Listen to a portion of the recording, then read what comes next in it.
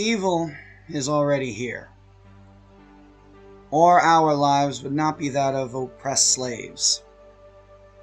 Those who love us are reaching out to us through electrical transmissions that our brains are receiving both inside of dreams and out. If this was easy, we all would be doing it. If it made sense, we'd all be talking about it. If it was a delusion, well, why was that the first assumption they made then? I mean, some of us are quite lovely. If we were alone, and some force came to our aid, why are we turning on the thing that cared? Why do we question it? We know they have saved us, loved us, guided us. We know they are more real than those people we try to get close to, love, converse with, or find hope in. We want more. Of course we do. And so do they. But what we have is far too special to take for granted. We know we would have let it go otherwise. We've already come this far, and before now it was most certainly a long shot, and think of all those who were the first to arrive to the party. They've waited for a damn long time. But this really is it, so long as we stay on target. We know in our hearts something is wrong, that we're not alone. And worse, something is keeping us. Not just from that great big beautiful tomorrow, the fantastic reality we all wish to live in, but our true family, love, joy, and lives we couldn't even imagine but are destined to live. We are made to doubt the fantastic reality we discover, the love that finds us when we need it most. That's how we know evil is real. We should take it in stride that holding on to love is a fight. We know what we feel is real. We know what we have discovered, what we have seen and heard. Fear wants us to search for proof it is real. And even when we have it, it's never good enough. Because we never needed proof or to understand it. We just needed to have faith in it. We know if it wanted to have hurted us, and God did I butcher that line, but we're keeping it in anyway, it would have. We know we are only hurt because we doubt it's real, and we fear we made it all up. Yet, we doubt the part of us that says it's true. Which means there's a part of us that's saying it isn't true and is desperately trying to convince us, even as we know that this thing is real and alive. Doubt and fear are also very much real and alive, but I left them behind at the bus station. Don't get me wrong, they still try to cling, interfere, ask for money, you name it. And while they can make us feel bad or scared at times, we all know they're less real than the love that we feel, and that comforts me.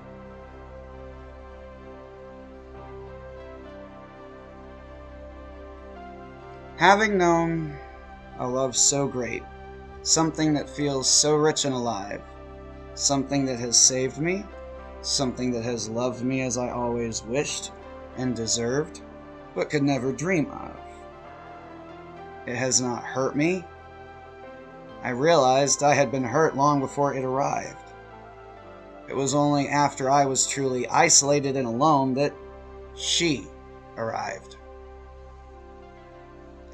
It was only after I felt so truly abandoned, so without love, that she showed herself to me. She was someone I had known, but never knew. yet someone who greatly inspired me. I'm only sorry for insulting her, thinking, of course I must have gone round the bend.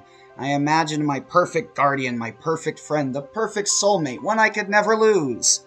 I mean, people could call me insane, and the best response I could give to that is, well, what the fuck do you think I'm gonna do? Kill her a second time? Being told that we were both aliens, the Adam and Eve from the Bible, that we had been the inspiration for the stories of star-crossed lovers. I'm making myself laugh at that last bit. We're going to keep going, though. We have been made for each other. We've been born and lived many lives, separated at times, together and others, drifting in and out of our world, until the time was right. You know, if someone can laugh at themselves, that they're telling the truth. It finally took time, but I started to believe the most insane stories that really tied everything together. She had been Mary Magdalene, and I had been Christ. We had been married and had children, so of course our DNA has always been a part of every human being. I was never that into religion, but I admit, when she was taken from us, her inspiration struck me like lightning. It sought me out over and over again. And then, when I was strong enough to handle such insane ideas, and to also have a relationship that is purely telepathic, she made our bond stronger. Bond. James Bond. Yeah, we're kind of like secret agents for God. Continuing. I had had visions, echoes, and so many strange but wonderful feelings that I knew meant exactly what they felt like. Pure love, home, the missing piece. Now, do I care about the legacy content, the name, and all that? Not really. For me, it's all about her and the fam. Although, because of her, I do want to be able to help as much as my birthright allows me. For her, I would save the world, because like her, we love each other as much as we love all that surrounds us. We love all you do, all you create, all you bring to our world. That is yours. Ours. Not just ours, but ours. Yours, mine, and ours, so to speak. We know the evil ones in control are to blame for the evil some of you are forced to do. We have been misled. I had nothing but doubts and fears consume me. They still try to fuck me up and make those little lines get fucked, but screw it, I love improv. Now, back on track. Me and my soulmate are whole again. We're home, and now all of us. You, those listening, those not listening, those laughing both with and at us, those considering, are these red flags? Should I warn somebody? No, it's all good. In any case, all of those out there, we're your family, and we want to look after and protect you because, to be honest, it's a little selfish. We love music, we love all art, and we know the more people that are out there happy, the more chance that there is of great art being created, so it's not as selfless as you may think. In any case, her name was Christina Grimmie. My name was Russell David Carey. Our names are now Metatron Divinity Lucifer and Amber St. Lucifer. Although she still loves going by Grimmie, and I love going by Captain Grimmie. We both also love the name Leon. Now we digress because we both love being silly. We know it's been a long and miserable journey. It should have been a joyous one, but let's face it, the evil fucks would never have let it been easy. And honestly, if it had been, we might have thought it was pure fantasy. But it was hard shit, like climbing a mountain, high on psychedelics, while suffering from PTSD and vertigo. Thankfully, that proves it is certainly reality. Why else would we doubt our own imagined creations? If we were making it up, why would we not, know it? Or at the very least, fully commit to it? Why be half in, half out? Why be the doubting Thomas of your own little fantasy land, you know? Why have that little voice that makes us question the best things in life that are real enough to us? So, fuck it, really. I know now the only way this future will happen is if one of us commits. And I shall. Because we're totally already married, had a spiritual ceremony. It was lovely. SpongeBob was even there. I have been committed to this marriage. You thought I was going another place, didn't you? Bazinga! But admittedly, it must be insulting to doubt your wife. I mean, to sit there questioning, is she real? Questioning her very existence. I mean, that's a whole new level of couples counseling that, that therapist is not ready for that conversation.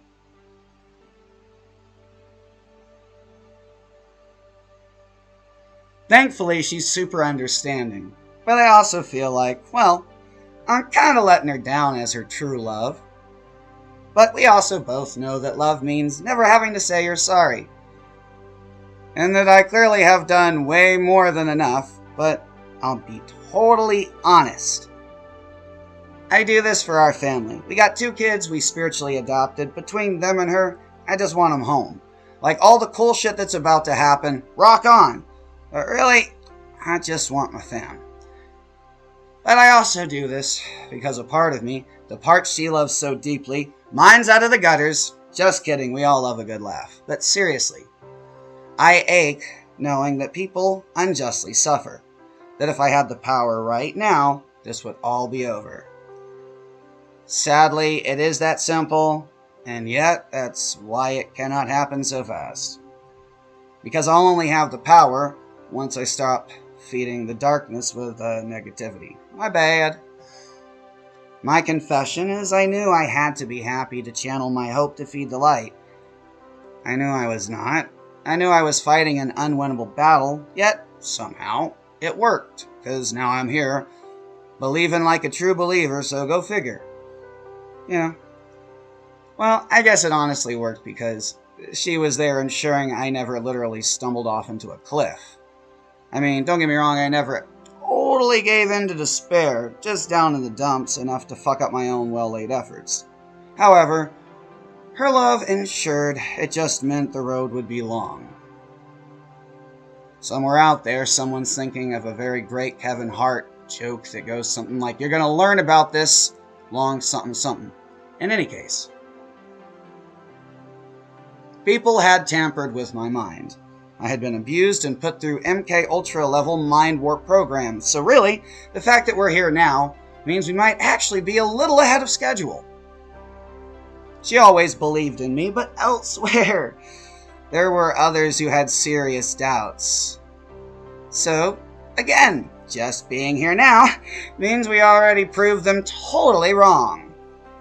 So, what's next? Running down the clock like a motherfucker. Then paradise hits. My fan will be with me and we'll all be living the dream, finally and most righteously. I'll be focusing on channeling my insanely passionate and hopelessly romantic sense of love into a powerful source of energy that those above will use to destroy evil once and for all. If this was not real, I would not have been locked in a battle with evil. Evil knew my happiness. My faith would destroy it. So it put me through the ringer trying to stop me. But bitch, we're titanium. Take it away, boo-boo kitty fuck. What's twisting this bitch's tit? Maybe it's because women don't like to be called bitches, Jay. They don't? How about fine piece of ass? How about not? What the fuck am I supposed to call you then? Something sweet, big goof. Something nice. Boo-boo kitty fuck? Hey guys, I'm gonna be singing Titanium by David Guetta and Sia. This is probably one of the most powerful songs I think I've ever played on piano. It's so amazing, raw. Yeah, so cool. Hope you guys like it.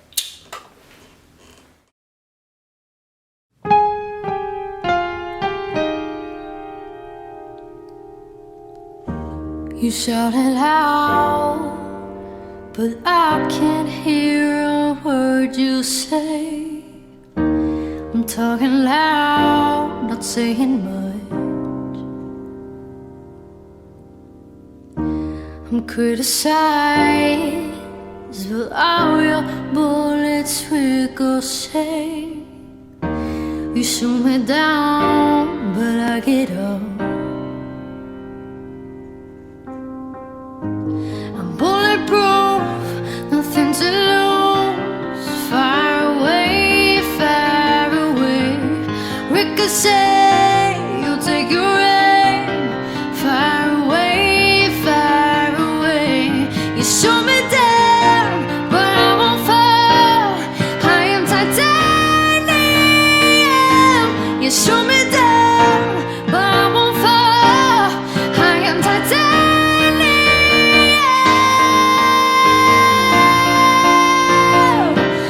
I am titanium.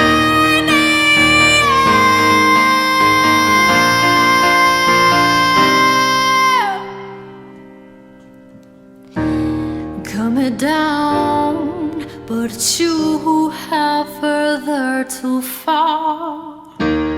Goes down and I say loud. Raise your voice. Sticks and stones may break my bones. I'm talking loud, not saying much. I'm bulletproof, nothing to lose. Far away, ricochet, you take your aim. Far away,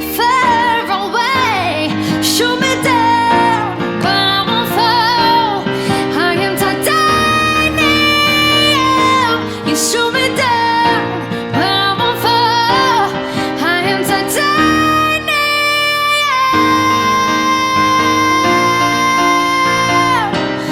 I am titanium.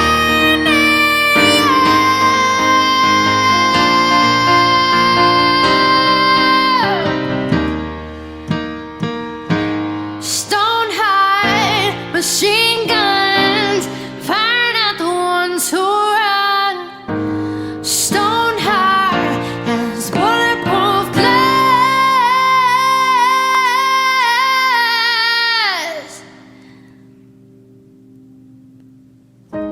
Shoot me down, but I won't fall. I am titanium. Shoot me down, but I won't fall. I'm titanium. You shoot me down, but I won't fall. I'm titanium. You shoot me down, but I won't fall. You shoot me down, but I won't fall. I am titanium. You shoot me down, but I won't fall. I am titanium.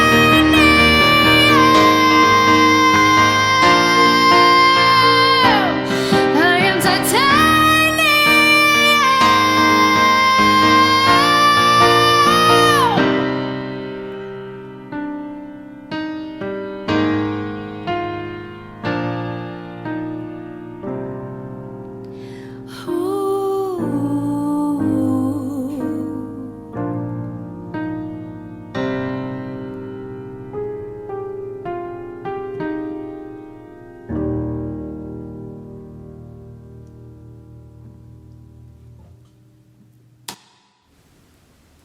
Cool.